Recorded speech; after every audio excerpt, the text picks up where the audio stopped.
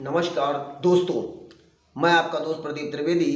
अपराधों की कहानियों में आज की हमारी जो घटना है वो बहुत ही हालिया है, यानी कि 8 अक्टूबर 2023 की शाम को एक बहन जो थी अंजलि, वो घास लेने के लिए गई हुई थी। घास का गट्ठर उठाने खेत में गई हुई थी और जब वो घर आती है तो उसे उसकी दो छोटी बहनें पता नहीं चल पाती हैं कि वो कहाँ चली गई हैं। फिर वो इधर उधर चिल्लाती है। फिर घर में जाकर जब देखती है तो दोनों बहनों की लाशें अलग अलग कमरों में पड़ी हुई थी, खून से लथपथ थी। उनके ऊपर धारदार हथियार से वार किया गया था। परिवार के सभी अन्य सदस्य भी इकट्ठा होते हैं। जोर जोर से रोने पीटने चिल्लाने की आवाज़ आने लगती है। जब ऐसे में पूरा गांव इकट्ठा हो जाता है और पूरा गांव इकट्ठा होने के बाद तुरंत गांव कोई व्यक्ति पुलिस को इस घटनाक्रम से अवगत कराता है। ऐसे में तुरंत सूचना पर प्रभारी SSP Shri Satyapal Singh, SP city Shri Kapil Dev Singh एवं सीओ जसवंत नगर थाना इंचार्ज बलरई एवं अन्य पुलिसकर्मी घटनास्थल पर पहुंचते हैं। तो प्रथम दृष्टया देखते क्या हैं कि एक दो लड़कियों की हत्या हुई है। दोनों छोटी बच्चियां, एक की उम्र 7-8 साल के करीब, दूसरी 5 साल के करीब। जब नाम पूछा गया तो उन्होंने नाम बताया रोशनी और सुरभि। अब पुलिस भी सकते में थी कि कोई इन छोटे बच्चियों की हत्या क्यों करेगा, हत्या का कारण क्या हो सकता है। ऐसे में कानपुर से फॉरेंसिक टीम को बुलाया जाता है।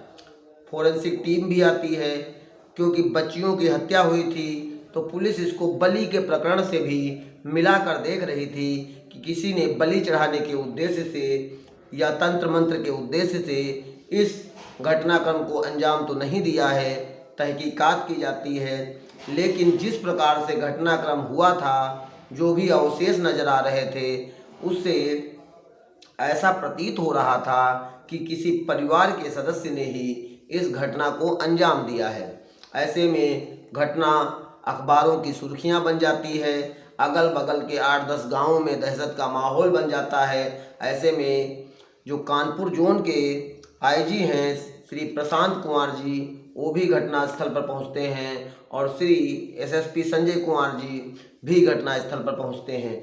फोरेंसिक जांच की जो टीम आई थी वो सारे नमूनों को इकट्ठा करती है और फिर परिवार के लोगों से पूछा जाता है कि क्या मामला था। तो जयवीर बताता है कि मैं गांव का ही छोटा मोटा किसान हूं, मेरे 4 लड़के और 3 बेटियां हैं। मैं पशु पालने का काम करता हूं और गांव में खेती करता हूं। वो ये भी बताता है, जयवीर का जो परिवार था, जयवीर और उसकी पत्नी सुशीला देवी, जो इसका बड़ा लड़का था अनुज कुमार, वो मुंबई में किसी प्राइवेट नौकरी करता था। दूसरा लड़का इसका सनोज जो 14 वर्ष का है और नंद किशोर 12 वर्ष का है, कन्हैया 6 वर्ष का है और 3 बेटियां हैं, अंजलि, सुरभि और रोशनी, जिसमें सुरभि और रोशनी की हत्या हो गई। वो कहता है कि मैं छोटा सा मेरा परिवार है, 7 बच्चे और 2 लोग हम हैं। हमारी अभी तक किसी से कोई रंजिश नहीं है, कोई दुश्मनी नहीं है। कोई मेरी बेटियों को ऐसे निर्ममतापूर्वक क्यों मारेगा। पुलिस को भी कोई तथ्य, कोई भी एविडेंस समझ में नहीं आ रहा था और घर में लूटने पीटने का माहौल था। ऐसे में पहले तो पुलिस घटनास्थल का मुआयना करके चली जाती है, फिर कहती है कि कुछ साक्ष्य मिले हैं और साक्ष्यों के आधार पर इस केस का जल्द ही पर्दाफाश किया जाएगा। अगले दिन एसपी सिटी जब उन बच्चियों का अंतिम संस्कार हो जाता है, एसपी सिटी सत्यपाल सिंह और एसपी कपिल देव सिंह दोनों फिर सीओ और एसओ के साथ घटनास्थल पर पहुंचते हैं और एक एक लोगों से बारी बारी से पूछताछ की जाती है। फोरेंसिक रिपोर्ट और एक फावड़ा भी बरामद हुआ था। उस फावड़ा में को धोया गया था, लेकिन उसमें खून के निशान, खून के धब्बे पूरी तरह से प्रदर्शित हो रहे थे। ऐसे में जब अलग अलग तरीके से बात की जा रही थी, तो परिवार की जो बड़ी बेटी थी अंजलि, जिसकी उम्र 18 साल के करीब रही होगी, 18 साल से ऊपर ही है, वो अब उसका जो पिछले दिन का कथन था, आज का कथन था, उन दोनों कथनों में थोड़ा सा मिस अंडरस्टैंडिंग पाई गई, मिसकम्युनिकेशन पाया गया। क्योंकि वो कल कह रही थी कि मैं घर पर ही, तीनों लोग थे, फिर मैं घास लेने के चली गई। तो पुलिस भी हर पॉइंट को तथ्यों के आधार पर घुमा फिरा कर इधर उधर से पूछती है कि तुम कितने बजे तक यहाँ थी, कितने बजे यहाँ निकली, फिर कहाँ घास उठाने गई, कब आई, वहाँ आने के बाद क्या किया, किसने तुमको ले जाते हुए देखा था। इस तरह के सवालों में जो क्वेश्चन होते हैं, उसमें वो उलझती चली जा रही थी। पुलिस का भी शक कहीं न कहीं बड़ी बेटी पर गहरा गया। ऐसे में माता पिता से भी पूछा गया, लेकिन माता पिता का रो रो के बुरा हाल था। वो कुछ बताने की स्थिति में न थे। बस वो ये कह रहे थे कि मेरी बेटी के साथ किसी ने अन्याय किया है। पुलिस ने सारे तथ्यों, फोरेंसिक जांच की रिपोर्ट के आधार पर जब बेटी से सख्ती से पूछताछ की, तो बेटी टूट गई और वो स्वयं इस केस का पर्दाफाश कर दिया। उसने बताया कि उसने कुछ ऐसा अनैतिक देख लिया था जो मैंने किया था।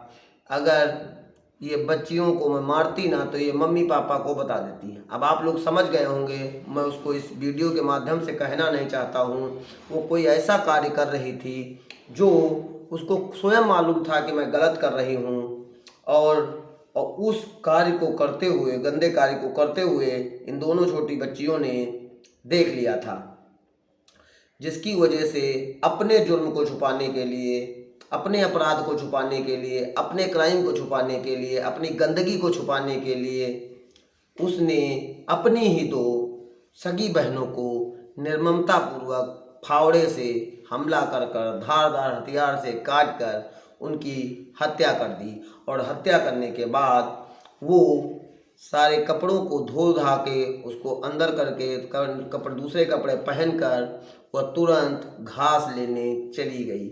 और घास लेकर जब घर पहुंची, तो उसी प्रकार की एक्टिंग शुरू कर दी कि बेटी अपनी बहनों को आवाज़ लगाने लगी। जब बहनें नहीं आईं, तो तब तक घर परिवार के लोग भी इकट्ठा हो गए। तो वहाँ पर कमरे में जाकर देखा तो दोनों मृत पड़ी थी।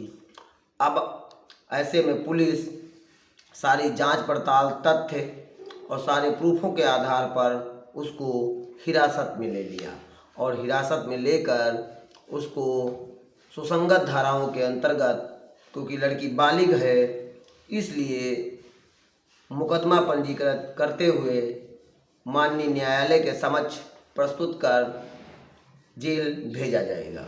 लेकिन आज की हमारी जो ये घटना है, ये बहुत ही दर्दनाक घटना है, रिश्तों को कलंकित करती हुई घटना है।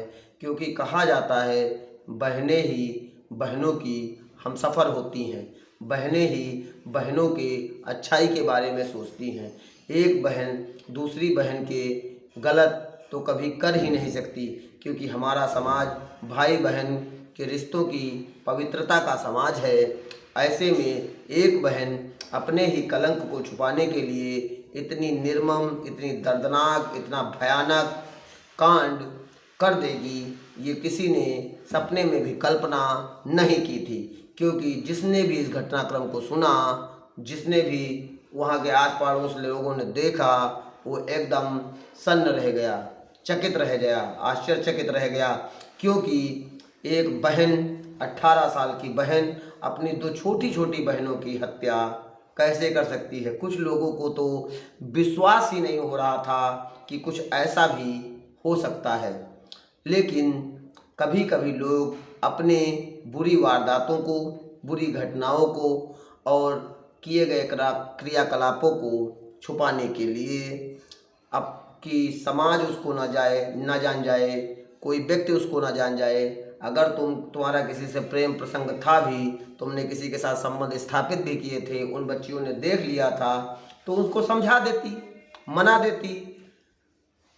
हो सकता है बच्चियां छोटी थी, समझ जाती, बहन थी तुम्हारी, मारने का कोई उद्देश्य ना था। लेकिन अपने क्राइम को छुपाने के लिए जो उसने कांड किया वो बहुत ही शोचनीय, बहुत ही दर्दनाक, बहुत ही हृदय विदारक है।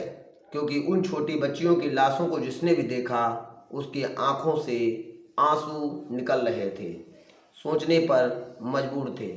आज की हमारी घटना आपको भी सोचने पर मजबूर करेगी और ईश्वर से प्रार्थना है कि कभी किसी के साथ कोई अप्रिय घटना न घटे, कोई ऐसे अपराधों में किसी की संलिप्तता ना हो, सब बचें, सब सुरक्षित रहें। इसी भावना के साथ आज की हमारी कहानी यहीं पर समाप्त करता हूँ। जय हिंद, जय भारत।